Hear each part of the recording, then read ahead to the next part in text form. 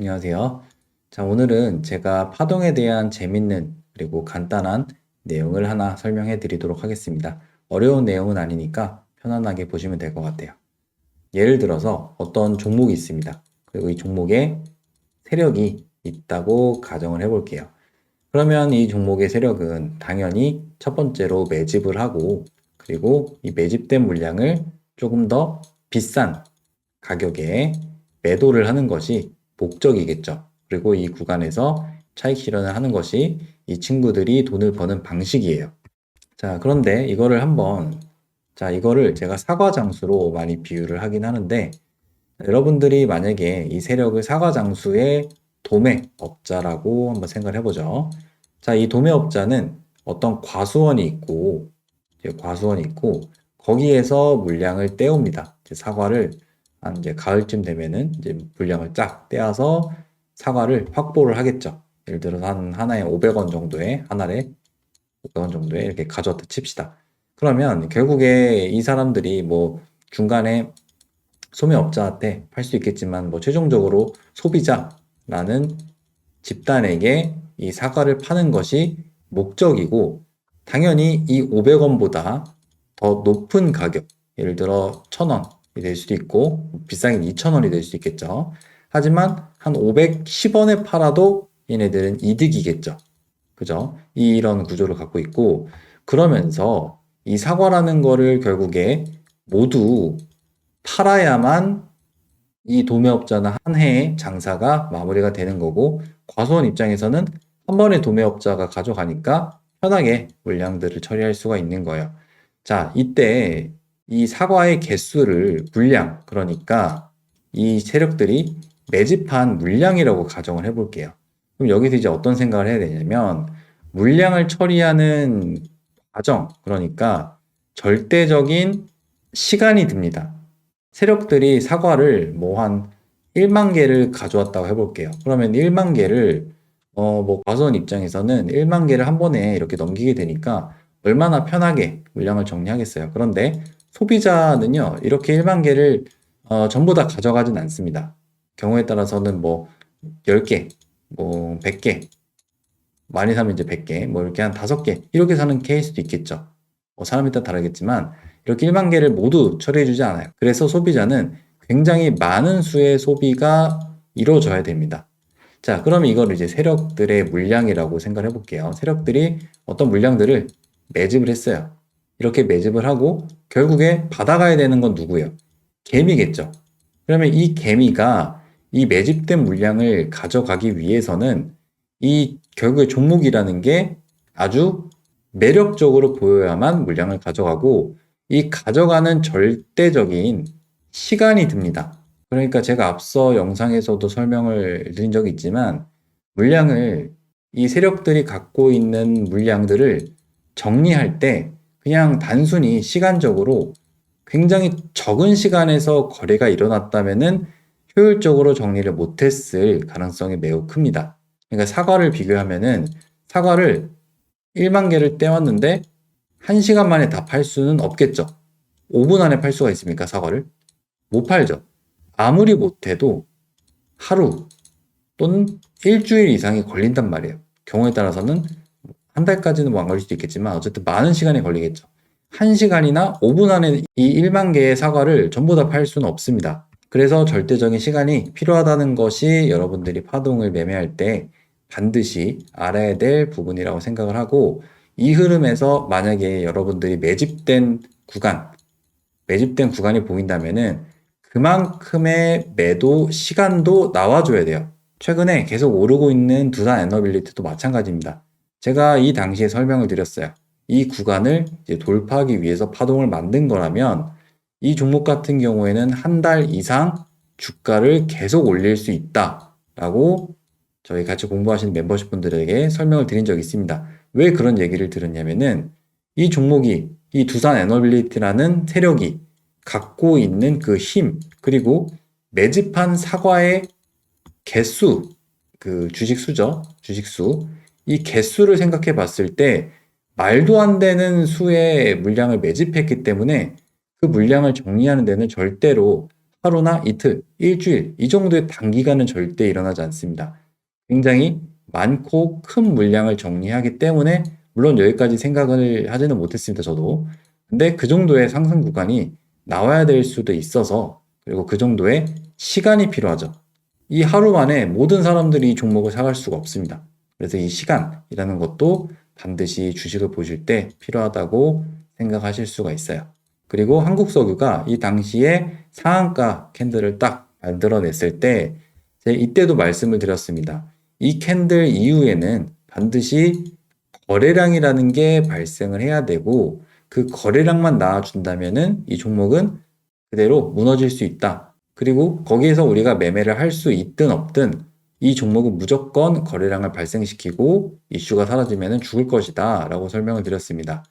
자, 그러면 이 당시에 왜 이 캔들보다 왜 위에서 물량을 정리해야 하냐면 이 한국석유라는 사과 장수는 이미 밑에서 갖고 왔던 사과들이 있어요. 그럼 이 사과를 끌어올리면서 매도를 해야 되는데 결과적으로 이 앞에 매물대라는 게 존재하기 때문에 이 매물대를 피하면서 위에서 추가적으로 물량을 정리를 해야 됩니다. 그러니까 사과를 더 높은 가격에 팔아야겠죠. 그래서 이 구간보다 더 높은 구간에서 이렇게 거래가 발생하게 된다면은 여기에서 대부분의 물량들이 정리가 되고 지금 이 상황에서 이렇게 올랐다가 내렸다 이 요동치는 거는 사실 도박입니다. 전쟁이 했다, 안 했다. 그런 이슈에 따라서 오르고 내리고 이런 것들은 미리 예측할 수 없는 부분이기 때문에 이 상한가 캔들보다 위에서 거래가 터지는 순간들이 발생한다면 거기에다가 사과를 모두 팔았을 가능성, 그리고 그 당시 흐름에서도 분봉을 보시게 되면은 1분 만에 그리고 뭐 단 10분 이런 흐름에서 물량들이 정리되는 게 아니라 계속 거래량들이 발생되는 절대적인 시간이 이렇게 존재를 하게 되죠. 이런 시간을 고려했을 때도 정리를 하는데 짧은 시간 안에 절대로 정리를 할 수가 없으니까 이런 부분들도 확보가 되어야 된다라고 생각을 해보실 수가 있습니다. 자, 그리고 지난 영상에서 설명드렸던 우진엔텍도 마찬가지예요. 제가 이 구간을 만들어내고 여기보다 더 고점에서 거래량들이 발생해야 된다라고 설명드렸던 이유도 동일합니다. 여기서 주가를 끌어올린 누군가, 그러니까 사과 장수가 있다고 생각을 해보면은 이 사과 장수 역시 고점에서 본인들이 매집했던 물량들을 정리를 해야겠죠. 그러면 어쨌든 이 정리를 할 때는 받아가는 사람들이 개인 투자자이기 때문에 이 사람들이 매수할 수 있는 시간이 필요합니다. 제가 이전 영상에서 대체거래소 관련해서 설명을 드렸는데 대체거래소에서 개인들이 받아가는 시간은 보통 프리장에서 가능하고 애프터장에서는 잘 매수를 하지가 않아요. 그래서 세력들도 이렇게 프리장에서 가격을 변동성을 만들어내고 물량을 넘기기도 하지만 이후에 이러한 본장에서 가격을 돌파하면서 거래량을 발생시킨다면은 많은 개인 투자자분들이 이 구간에서 매수를 진행하게 되고 당연히 이 구간을 생각해 봤을 때 굉장히 짧은 시간이죠.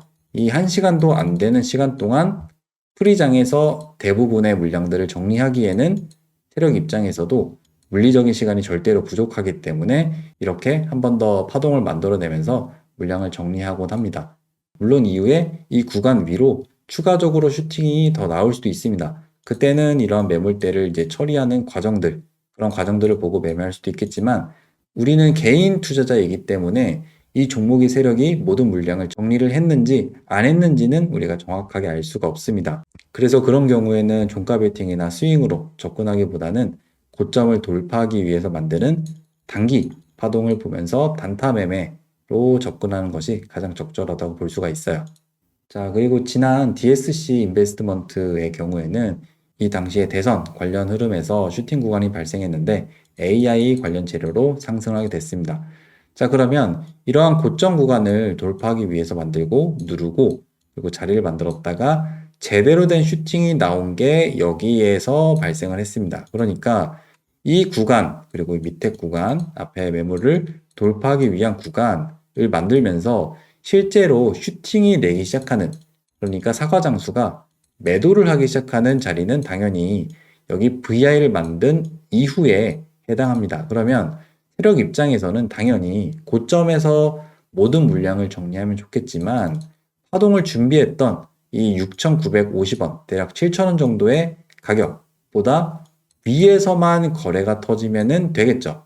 게다가 이 종목 같은 경우에는 여기서 갭이 크게 뜨고 밀리게 됐는데 밀리기만 해서는 거래량을 많이 발생시킬 수가 없습니다.